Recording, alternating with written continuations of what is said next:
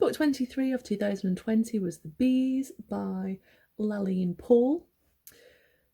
So this book is all about bees, honeybees specifically, and it's very well written. It gives a lot of insight into honeybees. So for example, things like the bee dance to indicate where bees can find pollen and nectar, the way that during the winter they kind of cluster around the queen, and that the outside bees generally die because they're too cold. And it talks about the massacre of the drones, which I didn't know, wasn't aware of.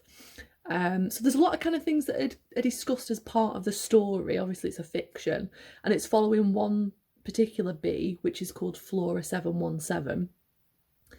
And this bee, you kind of get to know like her life and how she is within the hive. And she's a little bit unusual because she can go and work in different areas which you're not technically supposed to be able to do. And I think that that's probably a plot device, you know, make a kind of a little bit different so that you can kind of show all the areas of the hive. I kind of understand that this is an anthropomorphisation of a bee, because obviously we don't know how bees think and what bees do.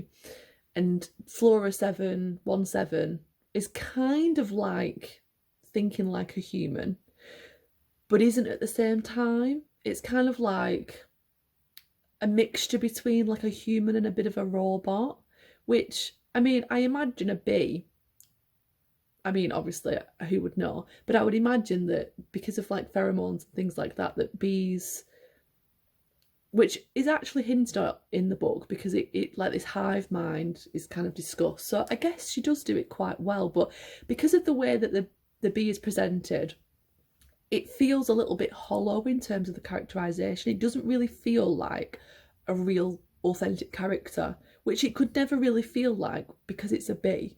But it's funny because the rest of the plot is very much like, you know, like an animation of an insect, like a bug's life or ants or whatever. It feels very much like that in terms of what happens in the plot. It's very kind of tropey in that sense, actually. But the characterisation is kind of lacking, whereas, you know, in a bug's life, there is characterisation there, but obviously it's that kind of anthropomorphisation, which isn't really kind of how they should be behaving. And so Paull is kind of like almost being more true to bees, but by being true to bees, it's losing the characterisation because I'm a human being and I'm trying to connect with a bee, you know. So it just felt like that this wasn't a real bee. Like it just didn't feel real, because obviously it's not, it's a fiction, but you want your fiction to feel real.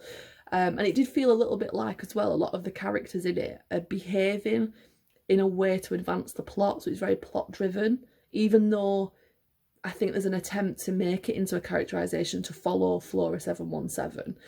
It just jars a little bit and doesn't really feel authentic. So for that reason, it was interesting, and I'm glad that I read it because I know more about honeybees. But it's bees. Like, you know, there's so many times that these bees go to flowers and get pollen and nectar. It's like, how many times do I need to read about a bee doing this? But obviously you need to read that because that's the bee's life and that's what they do. So it was interesting for some insight into bees, but I wouldn't recommend it in terms of a fiction, you know, an interesting story, because it wasn't that interesting. It's just bees. I mean, if you love bees, you'll probably enjoy it. And obviously, like I said, it is well written. It's just the characterisation just isn't there for me to get like out of it what I probably would have got if the characterisation was better. So I only gave it 2 stars.